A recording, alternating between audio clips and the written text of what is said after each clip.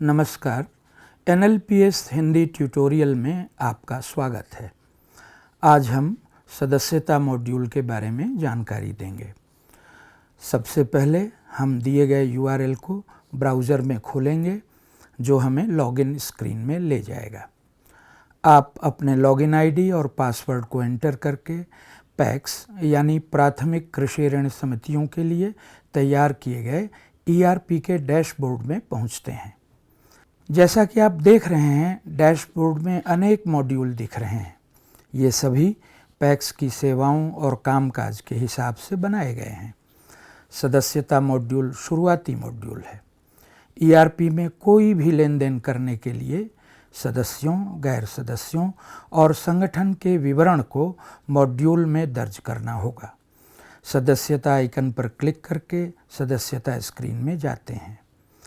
अन्य विवरण के अंतर्गत पहचान विवरण भरना, अपनी भूमि का विवरण देना, अंशधन यानी शेयर राशि जमा करना, अंशधन की वापसी, लाभांश की गणना और पोस्टिंग करना, नामांकित सदस्य से संबंधित जानकारी देखना, सदस्य के विवरण में यदि कोई संशोधन जरूरी हो तो वह करना, सदस्यता को समाप्त करना, विभिन्न रिपोर्टें देखना, ये सब कार्य शामिल हैं।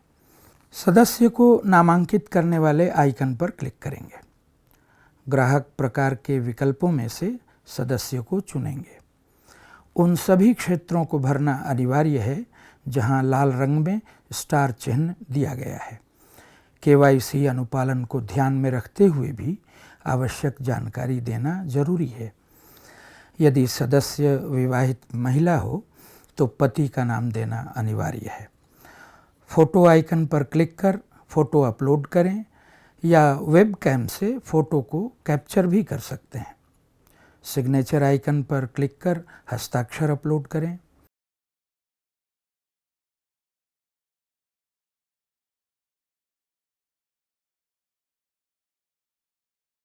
आगामी बटन पर क्लिक कर सदस्य का पता डालें। यदि संचार या संप्रेषण का पता ही स्थायी पता है तो चेक बॉक्स में क्लिक करें। यदि ऐसा नहीं है तो आपको स्थायी पता भरना होगा। आगामी बटन पर क्लिक कर नामिती का विवरण भरें।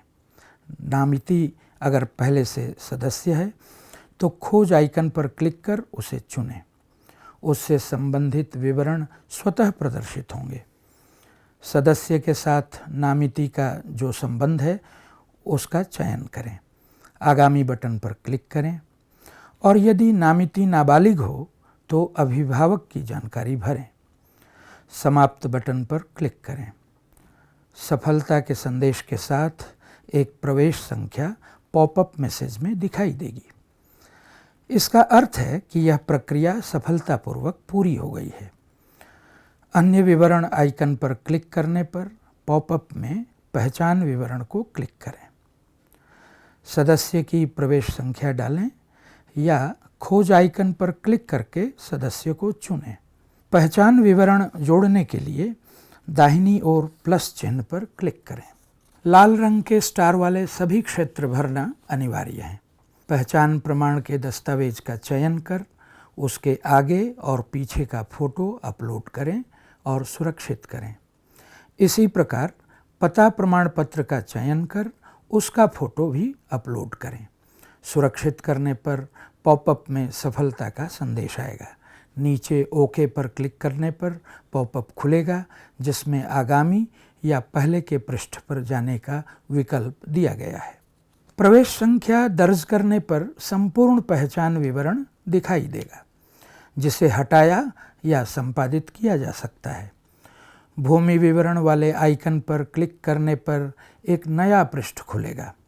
सदस्य की प्रवेश संख्या डालें या खोज पर क्लिक कर सदस्य को चुन लें। भूमि का विवरण दर्ज करने के लिए प्लस आइकन पर क्लिक करें। लाल रंग के स्टार चिन्ह वाले सभी फील्ड भरना अनिवार्य है। भूमि का विवरण भरें और उसे सुरक्षित करें। पॉपअप में सफलता का संदेश आएगा। एक से ज़्यादा भूमि के विवरण को इसी प्रकार जोड़ा जा सकता है। अंशधन यानी शेयर राशि के आइकन में क्लिक करें। इस भाग में सदस्य का शेयर जमा किया जाता है। प्रवेश संख्या डालने या खोज के माध्यम से सदस्य को चुनने पर उससे संबंधित डेटा स्वतः प्रदर्शित होता है। लॉगिन की तिथि ही लेन देन की रिकॉर्डिंग तिथि होगी।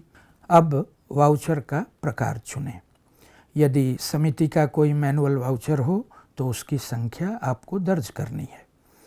अंशधन जमा की राशि दर्ज करें और सुरक्षित करें। एक पॉपअप मैसेज आएगा, उसमें हाँ पर क्लिक करते हैं तो पॉपअप में सफलता का संदेश आता है, जैसा कि आप देख रहे हैं। राशि जमा हो जाएगी और उसका वाउचर दिखाई देगा।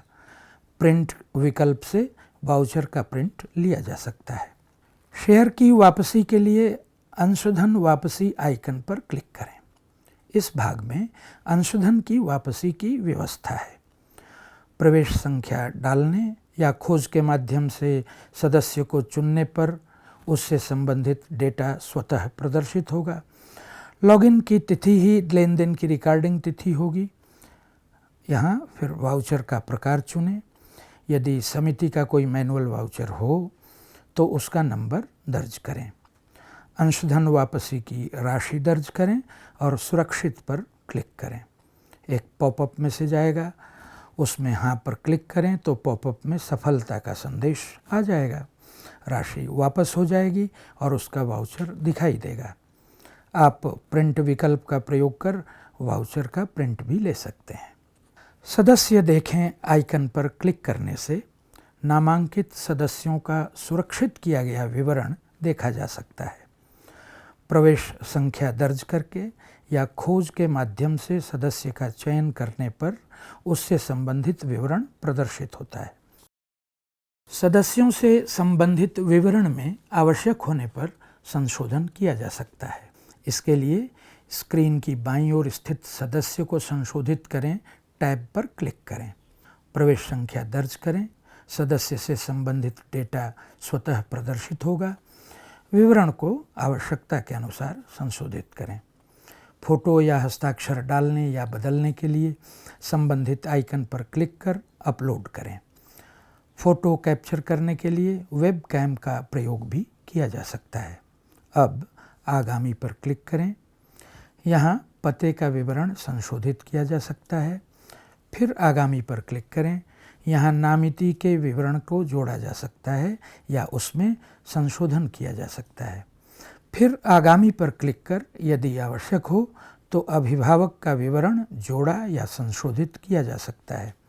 गैर सदस्य को नामांकित करने की पूरी प्रक्रिया लगभग यही है। केवल यह ध्यान में रखना है कि ग्राहक प्रकार के अंतर्गत आपको गैर सदस्य का चयन करना है। इसी प्रकार संगठन को नामांकित करने की पूरी प्रक्रिया लगभग इसी की तरह है। यहाँ ग्राहक प्रकार के विकल्पों में से आपको संगठन का चयन करना है। इस प्रकार हमने समझा कि सदस्यता मॉड्यूल में किस प्रकार सदस्य, गैर सदस्य और संगठन के विवरण KYC मानदंडों को ध्यान में रखते हुए दर्ज किए जा सकते हैं और इस मॉड्यूल से कार्य सफलतापूर्वक निष्पादित किए जा सकते हैं। अब हम लाभांश की गणना पर बात करेंगे। लाभांश की गणना के लिए आवश्यक है कि लाभांश के मापदंडों को कॉन्फ़िगर किया जाए। इसके लिए स्क्रीन की दाईं ओर ऊपर कॉन्फ़िगरेशन के आइकन को क्लिक करें। कॉन्फ़िगरेशन मेनू से सदस्यता टैब में जाएं, जहां से लाभांश प्रतिशत मास्टर पर जाकर उसे क्लिक करें, जिससे एक पृष्ठ खुलेगा। दाईं ओर प्लस आइकन पर क्लिक करें, संबंधित वित्तीय वर्ष चुनें और पैक्स द्वारा विधिवत निर्धारित लाभांश का प्रतिशत दर्ज करें। प्रविष्टि को सुरक्षित करें। अब पॉपअप में सफलता का संदेश आएगा। इसी प्रकार सदस्यता टैब से ग्राहक पैरामीटर पर क्लिक कर पिछली बार लाभांश पोस्ट करने की तारीख के रूप में 1 अप्रैल 2023 दर्ज करें और लाभांश गणना के प्रकार का चयन अपनी आवश्यकता के अनुसार करें। अद्यतन करें पर क्लिक करें, सफलता का पॉपअप आ जाएगा। सदस्यता मॉड्यूल में लाभांश आइकन पर क्लिक करें। पॉपअप मैसेज में से लाभांश गणना पर क्लिक करें। खुलने वाले पृष्ठ पर संबंधित वित्तीय वर्ष चुनें और न्यूनतम शेष राशि दर्ज करें। यह इंगित करें कि निकटतम पूर्णांकन अर्थात राउंडिंग ऑफ लागू है या नहीं। गणना बटन पर क्लिक करें। लाभांश की गणना की प्रक्रिया पूर्ण होने तक प्रतीक्षा करें, कहीं क्लिक न करें, यह आवश्यक है। गणना की प्रक्रिया पूर्ण होने के बाद पॉपअप में गणना पूर्ण होने का संदेश आएगा। लाभांश आइकन पर क्लिक कर लाभांश पोस्ट करें को चुनें। लाभांश से संबंधित वित्तीय वर्ष का चयन करें। देखें पर क्लिक करने पर परिगणित लाभांश की सदस्यवार सूची दिखाई देती। प्रिंट बटन पर क्लिक कर इसका प्रिंट आउट भी निकाला जा सकता है। पोस्ट करें बटन पर क्लिक करें और प्रक्रिया पूर्ण होने की प्रतीक्षा करें। कृपया इस दौरान कोई बटन क्लिक न करें। प्रक्रिया पूर्ण होने के बाद दैनिक बही यानी डे बुक में लाभ हानि खाते से देय लाभांश में लाभांश की पोस्टिंग हो जाएगी। अब दो स्थितियां हो सकती हैं। सदस्य अपने लाभांश की राशि कैश में लेना चाहेगा या खाते में ट्रांसफ़र करना चाहेगा। स्क्रीन पर बाईं ओर स्थित टैब में व्यक्तिगत लाभांश लेन देन पर क्लिक करें। सदस्य की प्रवेश संख्या दर्ज करें या खोजें के माध्यम से सदस्य को चुनें। सदस्य से संबंधित विवरण स्वतः प्रदर्शित होंगे, साथ ही उसमें लाभांश की राशि भी दिखाई देगी। यदि लाभांश को खाते में अंतरित करना है तो वाउचर के प्रकार में अंतरण चुनेंगे। अंतरण की प्रक्रिया हम पहले ही विस्तार से समझ चुके हैं। नकद के मामले में वाउचर के प्रकार में नकद का विकल्प चुनें।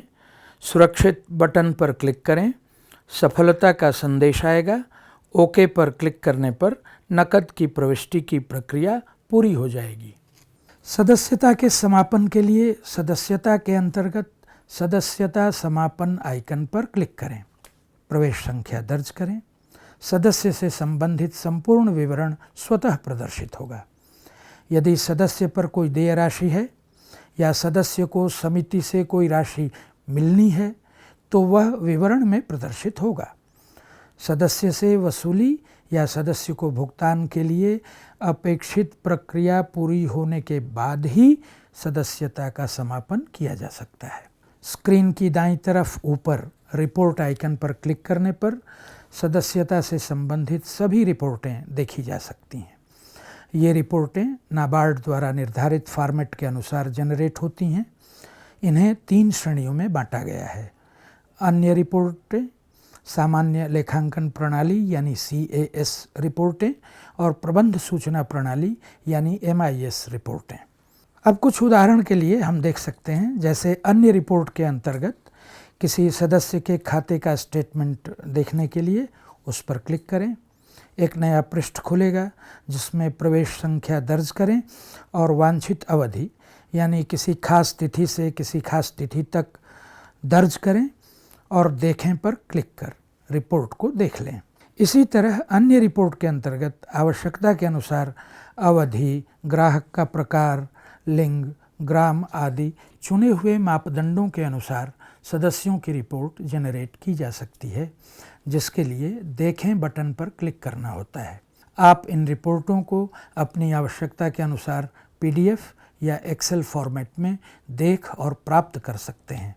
इसी प्रकार अन्य रिपोर्ट के अंतर्गत आप सभी सदस्यों का एक साथ या अलग अलग भूमि विवरण भी देख सकते हैं। अभी के लिए इतना ही। बहुत बहुत धन्यवाद।